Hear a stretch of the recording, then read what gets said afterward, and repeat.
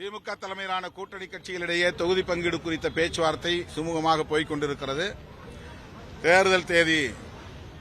தேர்தல் ஆணையத்தால் இன்று அறிவிக்கப்படலாம். திமுக கூட்டணியாவது பேச்சுவார்த்தையை தொடங்கிவிட்டது. இன்னும் அதிமுக பாஜக பேச்சுவார்த்தையை தொடங்கவில்லை.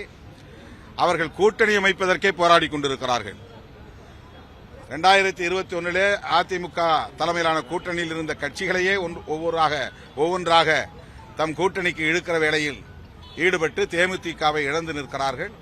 இப்போது நடிகர் விஜய் அவர்களை அந்த கூட்டணியிலே இணைக்கிற முயற்சியில் ஈடுபட்டு வருவதாக ஊடகங்கள் தெரிவிக்கின்றன. அழுத்தம் கொடுத்து அவரை அடிபணிய வைக்க முயற்சிக்கிறார்கள் என்றும் ஊடகங்களில் பெரிய அளவிலே விவாதிக்கப்படுகின்றன. அவர் அந்த அச்சுறுத்தலுக்கு அடிபணிவாரேயானால் அவருடைய அரசியல் எதிர்காலம் சூனியமாகிவிடும். அது அவருக்கும் தெரியும்.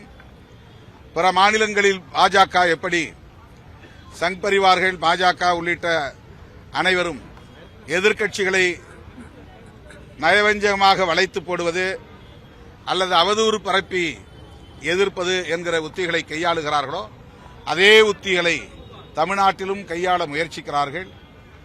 நண்பர் விஜய் அதற்கு இணங்க மாட்டார். தன்னுடைய எதிர்காலத்தை அவரே சூனியமாக்கிக் கொள்ள மாட்டார் என்று நான் நம்புகிறேன்.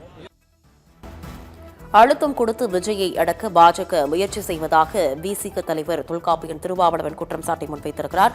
அழுத்தத்திற்கு அடங்கினால் விஜயின் எதிர்காலம் சூனியமாகிவிடும் என்று திருமாவளவன் ஒரு கருத்தையும் முன்வைத்திருக்கிறார். தன் எதிர்காலத்தை விஜய் சூனியமாக்கிக் கொள்ள மாட்டார் என்று நினைப்பதாகவும் திருமாவளவன் இந்த செய்தியாளர் சந்திப்பில் குறிப்பிட்டிருக்கிறார்.